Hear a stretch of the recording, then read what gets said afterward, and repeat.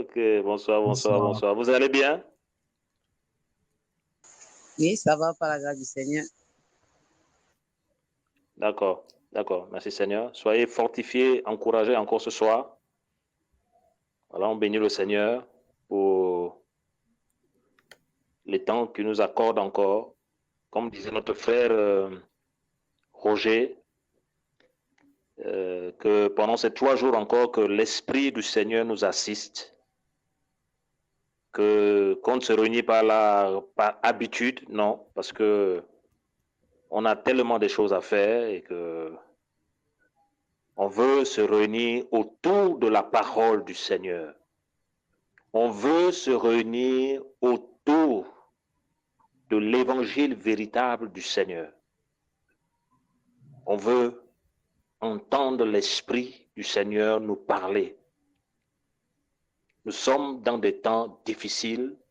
Nous sommes, frères et sœurs, dans une génération où Paul a prédit que les hommes ne supporteront plus la saine doctrine.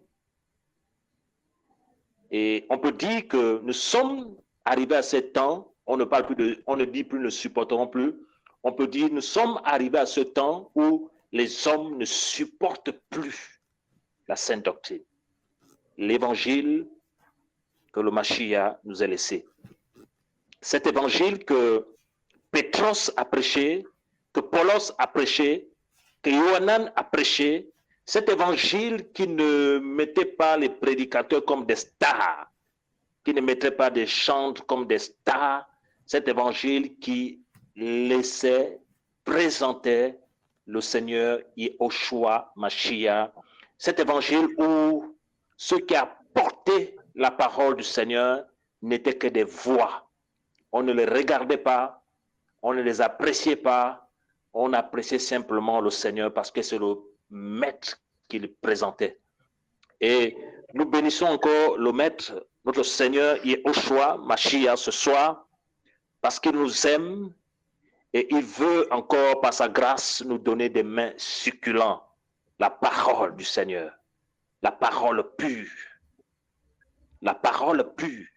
Cette parole qui est comme une pluie, lorsqu'elle coule, elle vient nous nettoyer, elle vient nous purifier, frères et sœurs. Et nous avons besoin de cet évangile dans ces temps de la fin, dans ces temps compliqués. Parce que comme je le disais, nous sommes dans une génération où la vérité n'est plus prêchée. C'est rare. Nous sommes arrivés dans cette génération-là. Et nous avons besoin, frères, de nous édifier encore ce soir. Voilà pourquoi on encourage les frères et sœurs à plus méditer la parole. On encourage les frères et sœurs à plus aimer la compagnie du Seigneur, l'intimité du Seigneur, l'intimité avec le Seigneur que les hommes. On encourage chaque enfant du Seigneur à plus aimer le Seigneur, à plus être au pied du Seigneur pour écouter le Seigneur que les hommes. Parce que les hommes, lorsqu'ils ne sont pas vraiment éclairés, ils peuvent nous égarer. Voilà pourquoi on doit être de plus en plus au pied du Seigneur. Ce soir, par la grâce du Seigneur, nous voulons encore nous encourager. Nous voulons prendre 1 Corinthiens 3:11. Parce qu'on n'a pas assez de temps. 1 Corinthiens 3:11.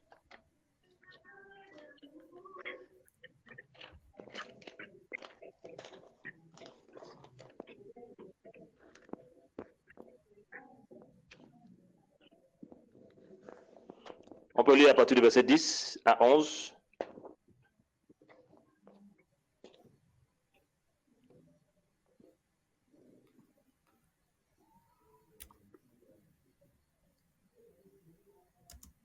Si quelqu'un peut nous faire la lecture.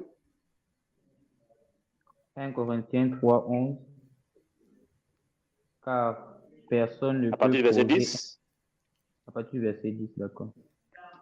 Selon la grâce d'Élohim qui m'a été donnée, j'ai posé le fondement comme un sage architecte, et un autre édifie dessus. Mais que chacun discerne comment il édifie dessus.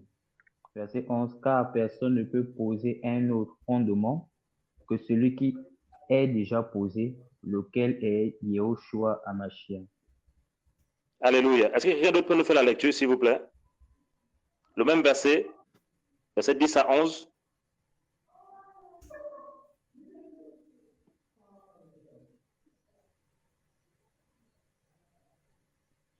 Alors, 1 Corinthiens 3, au verset 10.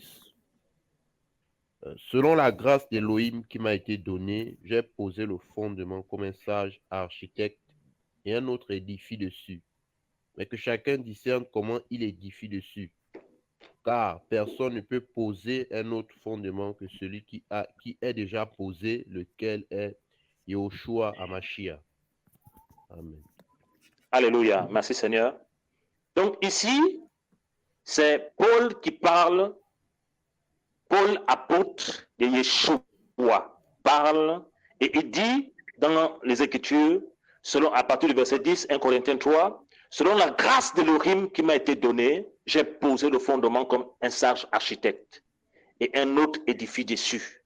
Mais que chacun discerne comment il édifie dessus, car personne ne peut poser un autre fondement que celui qui a déjà été posé, lequel est Yehoshua Mashiach. Est-ce que quelqu'un peut souligner Éphésiens 2:20?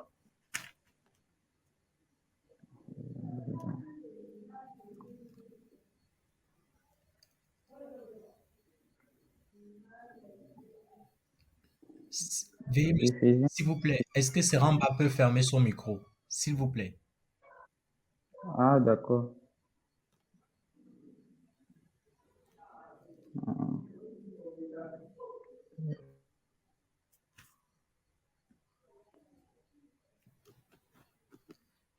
Éphésiens 2:20.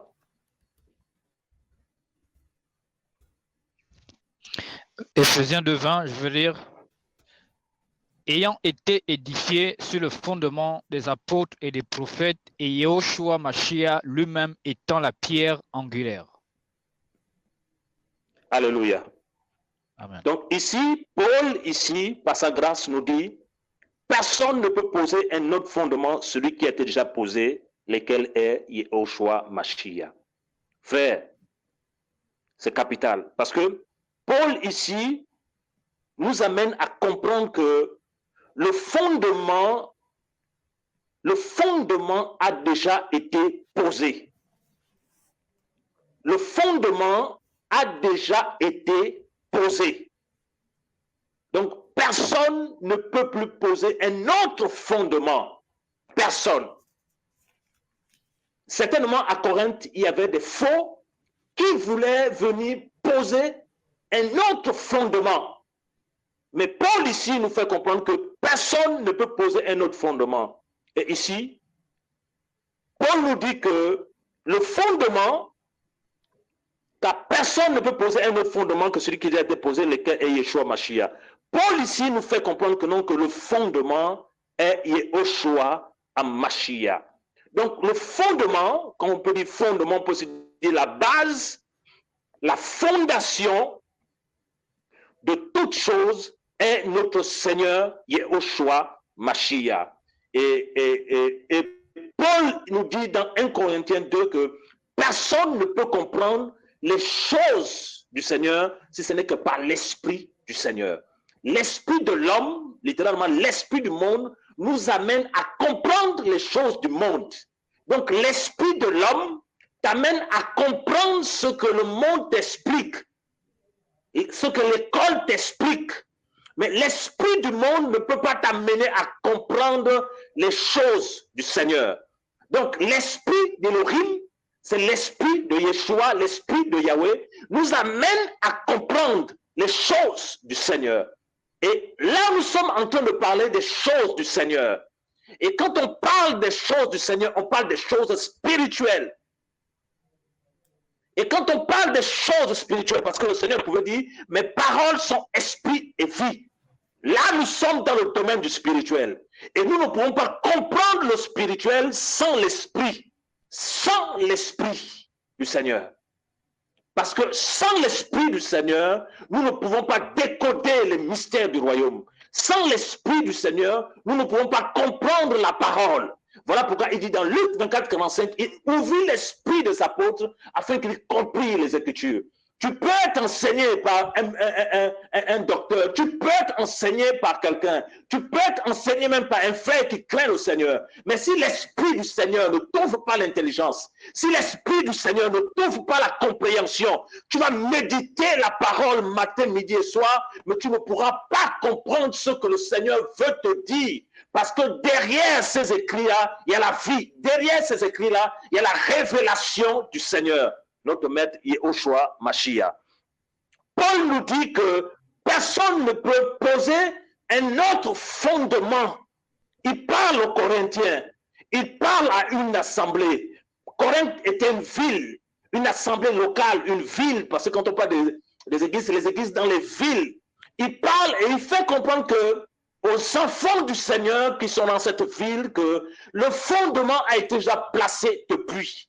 Et quand nous lisons Apocalypse 19 au verset, quand nous lisons Apocalypse 19, il dit que selon la seconde venue du Seigneur, Jean nous dit qu'il a vu le Seigneur venir avec un vêtement trempé de sang.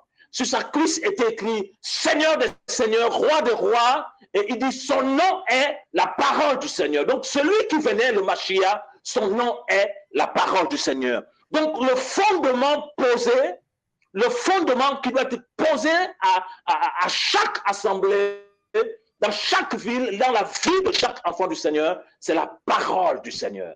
La parole du Seigneur. Donc, qu'est-ce que l'Esprit veut nous enseigner ce soir?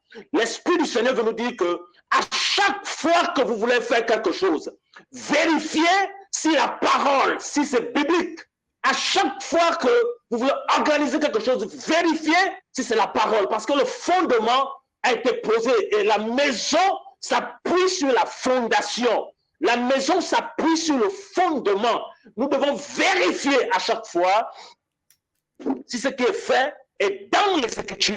Nous devons vérifier à chaque fois si ce qui est fait, les apôtres de l'agneau l'ont enseigné. Les prophètes de l'agneau leur ont enseigné cela. Nous devons vérifier ces choses. Si Pétros, si Pierre, si Johannes, si les apôtres ont enseigné ces choses-là. Alléluia. Amen. C'est capital. C'est capital, frères et sœurs.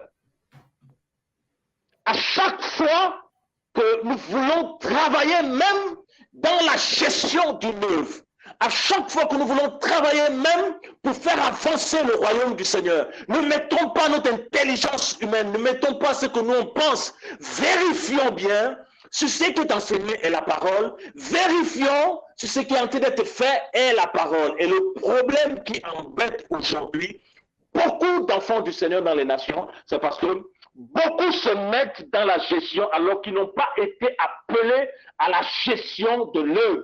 Beaucoup se mettent à présider les œuvres alors qu'ils n'ont pas été appelés à présider. Parce que présider une œuvre, c'est un don qui vient du Seigneur. Et 1 Corinthiens nous parle du don de présider, le don de gouvernance. Et ça vient du Seigneur. Et lorsque ça vient du Seigneur, le Seigneur t'équipe. Il t'équipe pour pouvoir travailler dans la gestion. Mais si ce n'est pas le Seigneur qui t'appelle à travailler dans la gestion, qui t'équipe alors? Et c'est ça notre problème, frères et sœurs. C'est ça notre problème. On s'improvise dirigeant. On s'improvise frère qui va gestionner l'œuvre. On s'improvise. On s'improvise. Et quand on s'improvise comme ça, ça fait des dégâts partout. Des dégâts partout. Et comme les âmes, et comme les frères et sœurs ne sont pas enracinés dans la parole, comme les frères et sœurs ne sont pas une vie de méditation quotidienne avec le Seigneur, lorsqu'ils ne sont pas encore enseignés, ils se laissent captiver par les hommes. Ils se laissent influencer par les hommes, ne sachant pas que notre berger par l'excellence, c'est Yahweh. Comme David dans le psaume 23, que Yahweh est mon berger. Yahweh est mon berger, je ne manquerai de rien. Ton berger, c'est le Seigneur. Ton berger, c'est Jésus de Nazareth. Alléluia.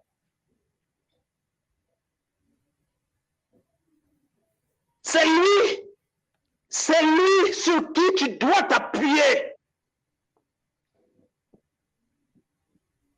C'est lui, frère.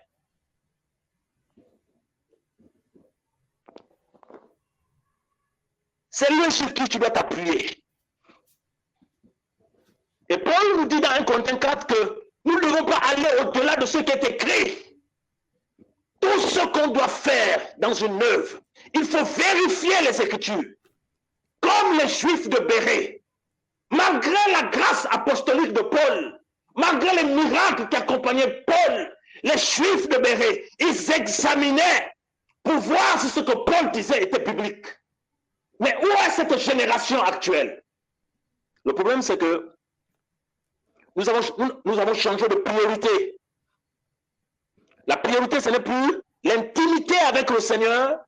La priorité, ce n'est plus de passer du temps avec le Seigneur pour que l'Esprit nous enseigne, pour que l'Esprit nous enracine, afin que nous soyons comme cette maison de Matthieu 7. Lorsque les vents viendront, lorsque les tempêtes viendront, lorsque les persécutions viendront, lorsque les faux frères viendront, lorsque les serviteurs de Satan viendront, ils nous trouvent cette maison enracinée dans le roc. Ils tombent cette maison, mais ils ne peuvent pas renverser cette maison. Pourquoi? Parce que le rocher des sages était la fondation de cette maison. Et nous savons tous que le rocher des sages, c'est le Mashiach, c'est la parole selon Apocalypse 19. La pierre angulaire. Une pierre angulaire. Et la Bible nous dit qu'il n'y a aucun autre nom par lequel nous devons être sauvés, si ce n'est que le nom du Mashiach. Frères et sœurs, le fondement a déjà été posé. Mais le problème, c'est que quand on lit au verset 10, 1 Corinthiens 3, Paul dit, selon la grâce d'Élohim qui m'a été donnée, j'ai posé le fondement comme un sage architecte. Paul, avant de parler d'être un sage architecte, il dit selon la grâce qui m'a été donnée. Donc, Paul a pu être un architecte à cause du Seigneur. C'est une grâce qui a été faite dans sa vie. Selon la grâce qui lui a été donnée, il a posé le fondement comme un sage architecte. Revenons un peu d'abord dans le plan physique. C'est quoi un architecte? Un architecte, c'est quelqu'un qui a le plan d'une maison. Quelqu'un qui a le plan de construction des immeubles. Quelqu'un qui a un plan, qui sait où, quel étage il ira, quel est le rôle de cet étage, qui sait où il y aura les ustensiles. L'architecte a le plan. Mais ici, quand Paul nous dit qu'il a reçu la grâce d'être un architecte, ce n'est pas un architecte physique. Comme Moshe, en descendant de la montagne, il a reçu le modèle pour la construction. Et Paul aussi a reçu le modèle de gestion de l'œuvre. Paul a reçu le modèle. Voilà pourquoi il dit, j'étais un sage architecte et j'ai posé le fondement. Littéralement, Paul a posé la parole. Paul a posé la parole aux frères et sœurs de Corinthe. Et Paul demandait aux frères et sœurs de Corinthe de s'appuyer sur cette parole, de vérifier si tout ce qu'il doit faire, c'est la parole, de vérifier cela. Et c'est ça le problème aujourd'hui, frères et sœurs.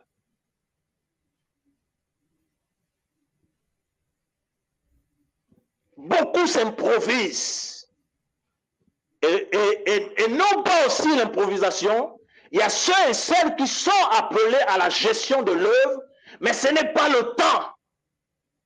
Même le Mashiach, la Bible nous dit que quand il est rentré dans ce que le Père attendait de lui, la Bible parle que le temps était arrivé. Mais beaucoup se précipitent à rentrer et ce n'est pas le temps. Et ils meurent dans l'œuf. Nous sommes jeunes et on a besoin de patience. Il faut patienter. Il faut être patient. Il faut laisser encore le Seigneur te travailler avant de te précipiter. Parce que si tu te précipites à rentrer dans quelque chose et que ce n'est pas encore le temps du Seigneur, tu vas gaspiller au lieu d'édifier. Tu vas détruire au lieu d'édifier. Laisse le temps du Seigneur. Ne te précipite pas. Alléluia.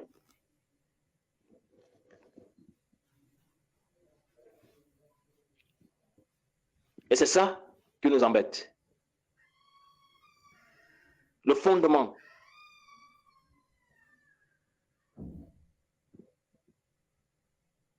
Les églises bibliques, c'était des villes. Au sein de Corinthe, des villes d'Éphèse, de Smyrne, de Philadelphie, c'était des villes. Et les assemblées dans ces villes-là étaient autonomes. Mais ils travaillaient de manière apostolique. Parce que nous sommes un corps. La main gauche ne peut pas dire à la main droite, je n'ai pas besoin de toi. Non. Nous sommes un corps.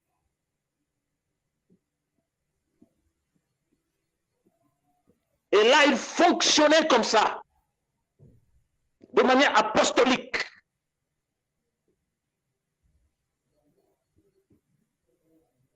Mais ceux qui n'étaient pas prêts ne se précipitaient pas. Et le problème qui embête surtout la jeunesse actuelle, c'est la précipitation au ministère. La précipitation au ministère. Le ministère, beaucoup ne savent même pas c'est quoi le ministère, c'est quoi le service, mais ils se précipitent, c'est même pas encore le temps. Parce qu'on se dit que lorsqu'on a une petite connaissance, c'est fini. On peut courir passer par là. Et après, lorsqu'on n'est pas enraciné, on se retrouve dans l'impudicité, on se retrouve dans la rébellion, on se retrouve dans l'orgueil, on se retrouve dans la concurrence avec les aînés, on se retrouve dans la concurrence avec les pères dans la foi. Et bien sûr, c'est parce que tu n'avais pas encore le caractère, tu n'étais pas encore enraciné pour gérer. Mais tu t'es précipité. Et l'ennemi, qu'est-ce qu'il fait? Il te lance son venin.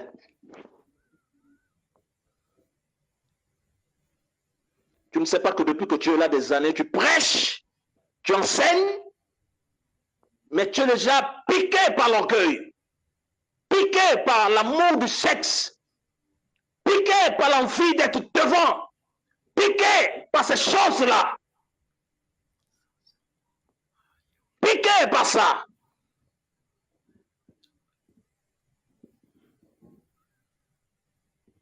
Et là, pour revenir en arrière, il faut la miséricorde du Seigneur.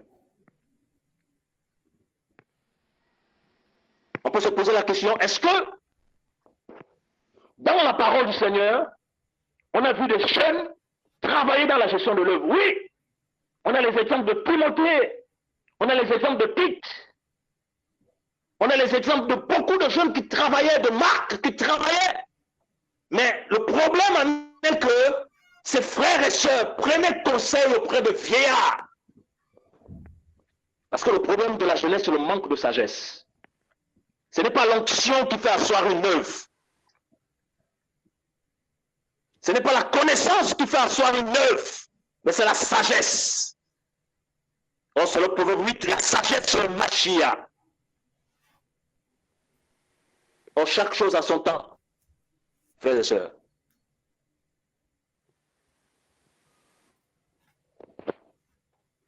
Chaque chose a son temps. Prendre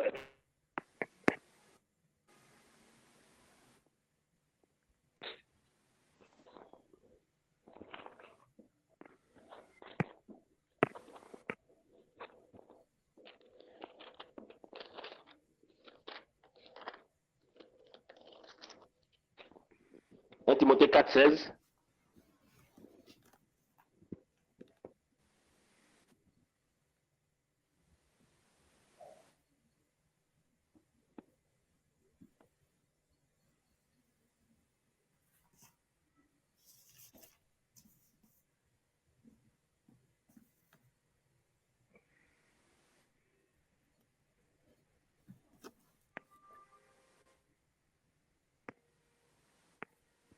Quelqu'un peut nous faire la lecture, s'il vous plaît?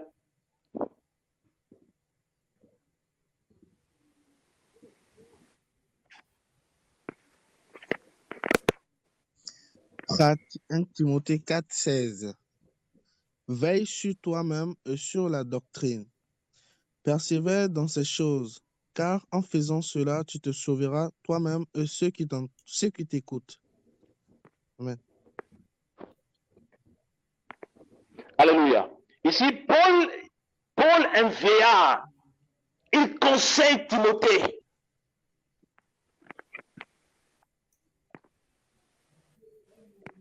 Il conseille le livre de Philémon, dans l'épître au Philémon. Paul, un vieillard, il dit à Timothée, veille sur toi-même et sur la doctrine. Il n'a pas dit à Timothée de veiller d'abord sur la doctrine. Il dit à Timothée d'abord de veiller sur toi-même. Veille d'abord sur toi-même. Rassure-toi que ta relation est bonne avec le Seigneur. Rassure-toi que tu crains le Seigneur. Rassure-toi que tu n'es pas dans la légèreté parce que Timothée était jeune.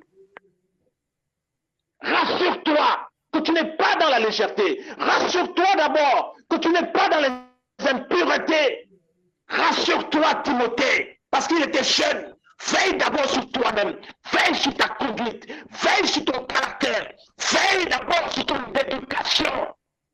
Parce que vous allez comprendre que lorsqu'on est jeune et qu'on a la grâce, parce que le piège de la grâce, c'est que lorsqu'on a une grâce excellente dans l'enseignement, on a les dons qui courent et qu'on n'est pas brisé.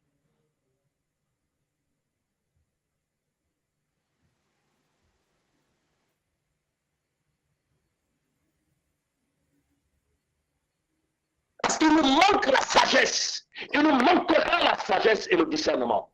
Il nous manquera la maturité. Or, la grâce n'est pas synonyme de maturité, parce que dans le premier sera loué. Cette femme peut être aussi l'ecclésia du Seigneur, l'assemblée du Seigneur. Veille sur toi-même, Timothée. Cette parole peut t'adresser à toi, comme à une sœur. On doit veiller sur nous. On doit veiller sur notre témoignage. On doit veiller sur notre conduite. On doit veiller sur nos motivations. Telle motivation ne doit pas être pour être le premier là-bas, non. Telle motivation ne doit pas être pour être le leader là-bas, non. La Bible déclare que celui qui se lève sera abaissé. Et celui qui s'abaisse sera élevé. Laisse le Seigneur t'élever. Ne te lève pas toi-même. Alléluia. Veille sur toi-même.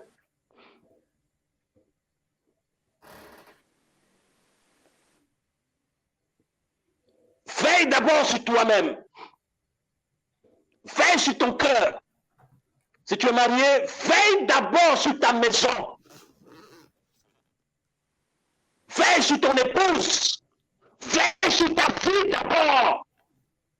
Ensuite, veille maintenant sur la doctrine. Donc l'enseignement apôtre. L'enseignement que les apôtres ont laissé.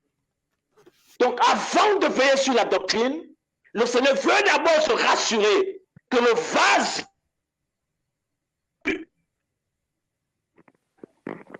il faut se rassurer que le vase qui apporte l'évangile est pur.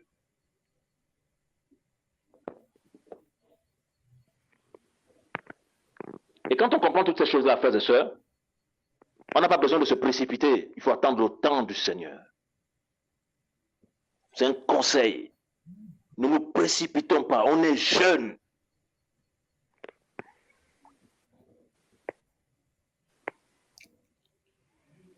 Ne nous précipitons pas. On est jeunes. Il faut attendre le temps du Seigneur.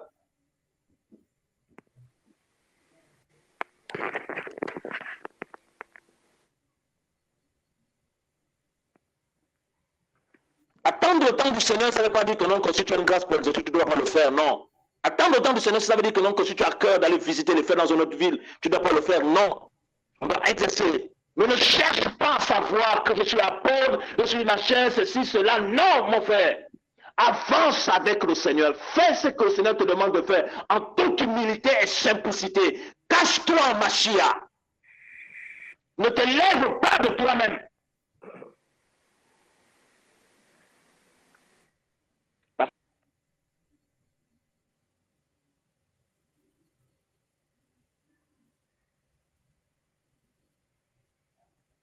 le Seigneur va te rabaisser. Et Paul était clair lorsqu'il a Timothée d'abord, veille sur toi-même et sur la doctrine et en conformité avec la parole. Rassure-toi que rassurons-nous que nos vies sont en conformité avec les Écritures. Rassure la lecture. Il dit, persévère dans ces choses. Donc il dit que le fait de veiller sur soi, on doit persévérer dans ça. La persévérance. La persévérance. Si tu crains le Seigneur aujourd'hui,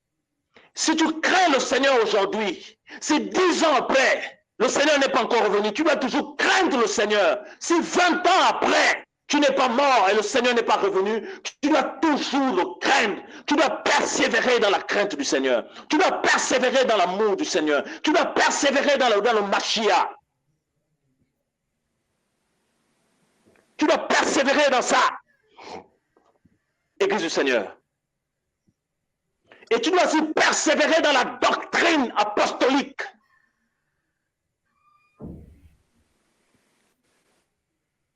Et Paul dit, car en faisant cela, tu te sauveras toi-même et ceux qui t'écoutent. Frère, c'est capital, hein? Ça veut dire que à chaque fois que tu te positionnes,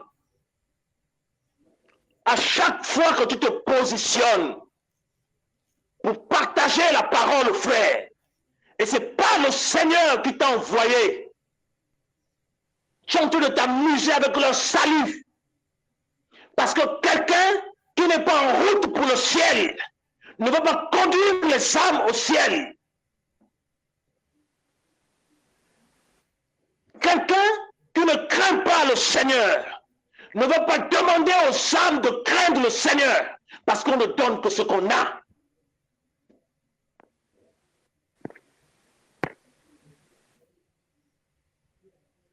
Paul dit, tu te sauveras toi-même et tu sauveras ceux qui t'écoutent. Voilà pourquoi la fois dernière, lorsque j'étais en mission, je disais aux frères et sœurs que le Seigneur m'a donné un message sur Matthieu 17, là où il disait que les apôtres sont allés à la montagne avec lui, ils ont commencé à prier, la gloire du Seigneur est descendue, et dans la nuée, le Père donne cette voix qui dit, celui-ci est mon fils bien-aimé en qui je prends plaisir, écoutez-le. Et le Seigneur m'enseignait que avant d'écouter quelqu'un, avant de prendre du temps d'écouter quelqu'un, rassure-toi d'abord que le Seigneur rend témoignage que c'est son fils. Rassure-toi d'abord que le Seigneur rend témoignage que c'est sa fille. Rassure-toi d'abord que ce messager prend la parole du trône de la grâce. Ce messager prend la parole du Seigneur. Et si c'est la parole du Seigneur qui est en lui, c'est la parole qui va libérer. Et si c'est la parole du Seigneur qui libérera, tu partiras vers le ciel.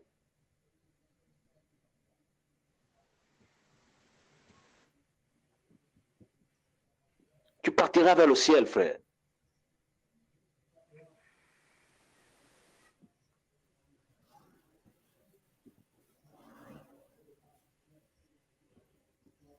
Voilà pourquoi on n'écoute pas n'importe qui, frères et sœurs.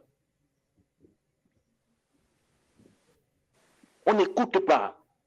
Et le problème avec la nouvelle génération, le problème c'est YouTube. C'est ça le problème. On étudie sur YouTube. On passe du temps sur YouTube, c'est pas mauvais. Mais on ne passe plus assez de temps dans la parole. On ne passe plus assez de temps dans la prière. On ne cherche plus le Seigneur dans le jeûne et la prière. Pour qu'il nous parle, pour qu'il nous encourage, pour qu'il nous édifie. On ne parle plus avec le Seigneur dans la prière. Et des fois, on met des chaînes où ce sont des eaux empoisonnées. Et on se fait captiver par des faux prophètes, des faux frères, qui se disent enfants du Seigneur et qui n'ont jamais été appelés par le Seigneur. Et le Seigneur pouvait les qualifier de race de vipères, littéralement descendants de la vipère. On sait tous que la vipère, c'est le serpent. Ça veut dire qu'ils sont au milieu de nous, mais ils sont les descendants de la vipère.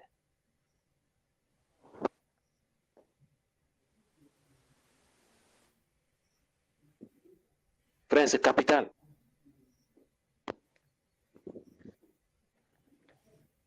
Et nous devons comprendre que aujourd'hui, on ne doit plus poser un autre fondement.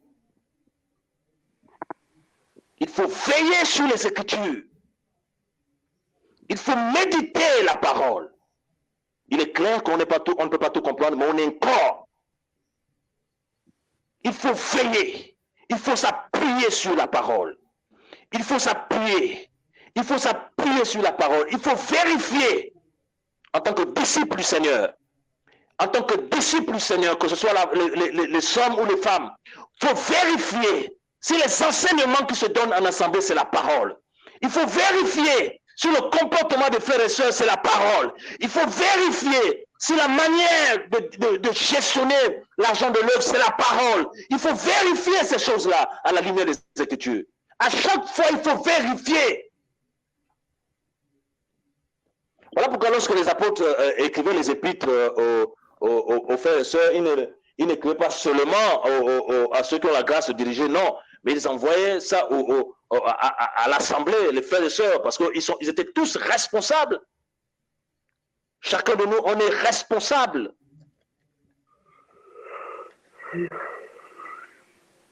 On est responsable, frères et sœurs.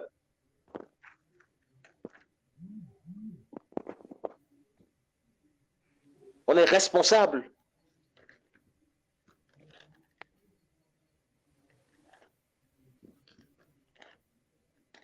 Alléluia. 1 Corinthiens 12. Est-ce que vous m'entendez là, s'il vous plaît?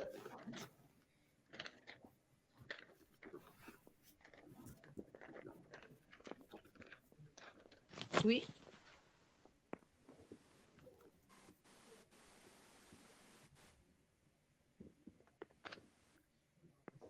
Un Corinthiens 12 à partir du verset 28.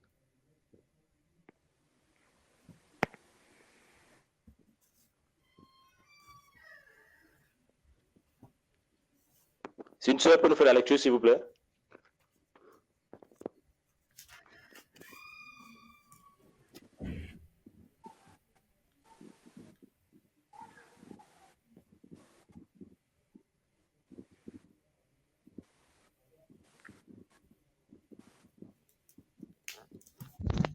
Amen. Corinthiens 12, 28.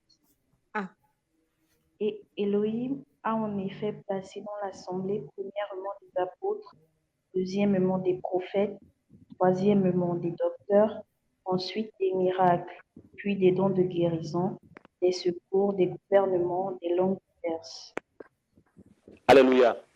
Donc ici, quand on lit Paul nous fait comprendre que non, que tel a reçu ce don, Elohim a passé dans l'assemblée les apôtres, les prophètes, les docteurs, ensuite des miracles, puis les dons de guérison, des secours et des gouvernements. Donc, gouverner, présider, c'est aussi des dons que le Seigneur donne. Et dans 1 Corinthiens 12, la Bible nous dit que l'Esprit donne les dons à qui il veut et comme il veut. Donc, on ne se lève pas comme ça de soi-même pour présider. C'est le Seigneur.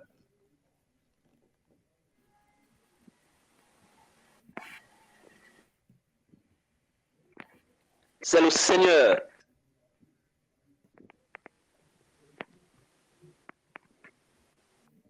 C'est le Seigneur qui te communique ses dons. Et si le Seigneur se communique ce don, il va t'équiper. Le don de gouverner, de présider. Voilà pourquoi on conseille aux frères et sœurs de ne pas se précipiter dans ces choses-là, d'attendre le temps du Seigneur. C'est capital, frère. Je vous le dis, c'est parce qu'on a fait ces erreurs-là.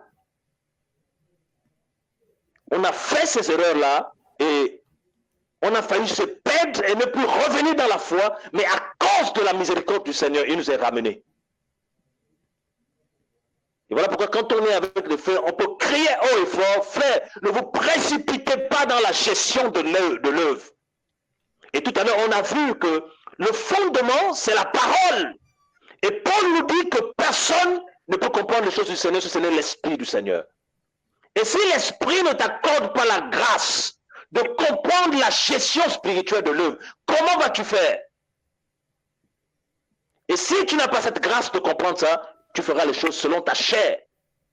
Tu feras les choses selon ton bac plus 8. Et tu ne t'appuieras pas sur la parole. Mais tu ne peux pas t'appuyer sur la parole puisque tu n'es pas équipé.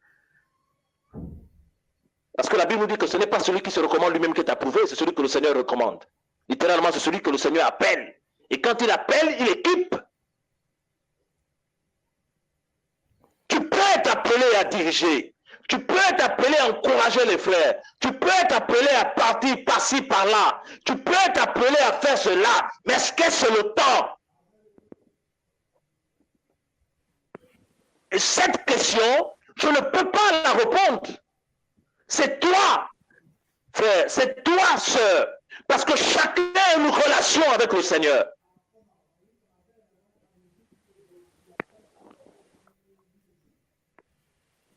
Chacun a une relation avec le Seigneur.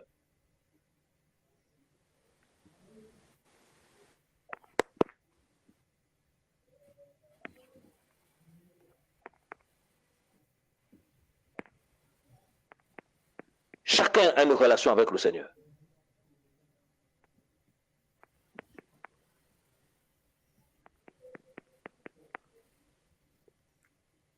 Et on a besoin de passer plus de temps avec le Seigneur, plus de temps avec le Seigneur, parce que le Mashiach revient. On a lu ça dans 1 Timothée 4. Paul conseillait Timothée. Et pourtant, Timothée travaillait dans la gestion. Mais derrière, bien sûr qu'il était libre, bien sûr qu'il travaillait avec le Seigneur. Mais derrière, un vieillard le conseillait. Il prenait les conseils. Il prenait les conseils pour travailler dans l'équilibre. Et Paul dit à Timothée, ne gronde pas le vieillard, mais exhorte-le comme un père. Paul conseille Timothée dans la sagesse. Mais aujourd'hui, nous sommes une génération de jeunes, on ne veut plus écouter. On ne veut plus écouter. Bourré d'orgueil, bourré de maquis-vues.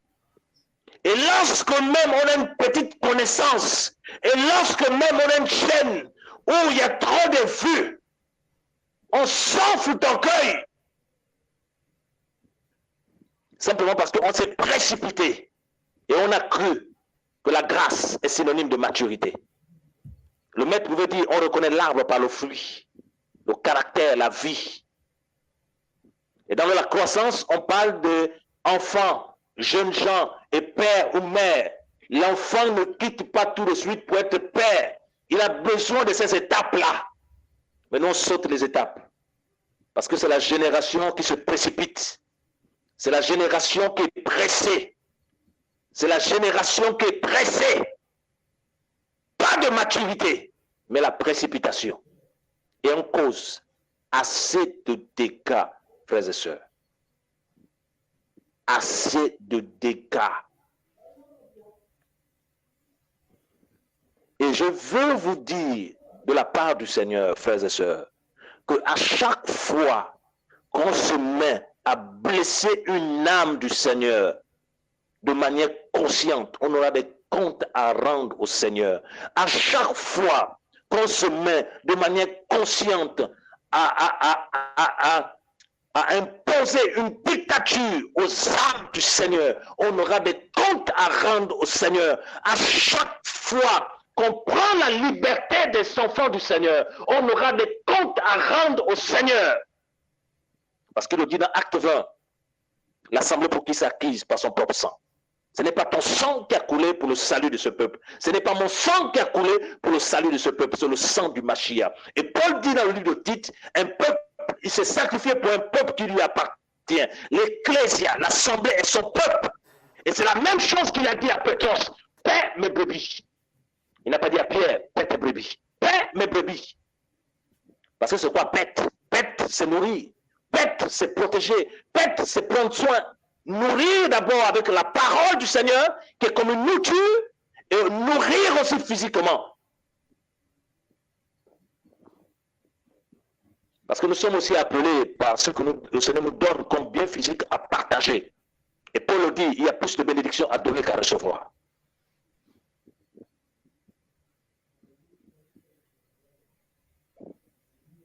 Et ce soir, ce que chacun de nous doit retenir ce soir, ce que tu fais, est-ce que c'est le Seigneur qui t'a demandé de faire ça? Et chacun a la réponse avec le Seigneur. Ne fais pas quelque chose parce que c'est un homme, c'est un frère qui te dit fais ça. Ne fais pas quelque chose parce que c'est une soeur qui te dit fais ça. Rassure-toi que dans ce que tu fais, dans ce que tu es en train d'entreprendre actuellement, c'est le Seigneur.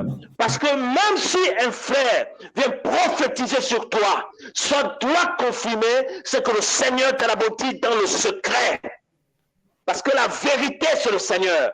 Aujourd'hui, les prophéties, tu ne peux plus l'imposer aux frères. Paul nous dit d'examiner. On a l'esprit, on a la parole, on examine.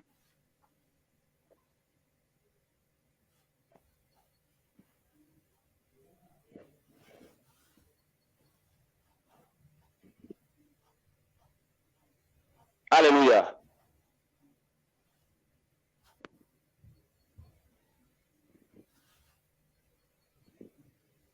Et ma prière est que chacun de nous puissions nous asseoir et respecter le fondement, comprendre le fondement, demander au Seigneur le discernement. Parce que les temps sont difficiles, frères et sœurs.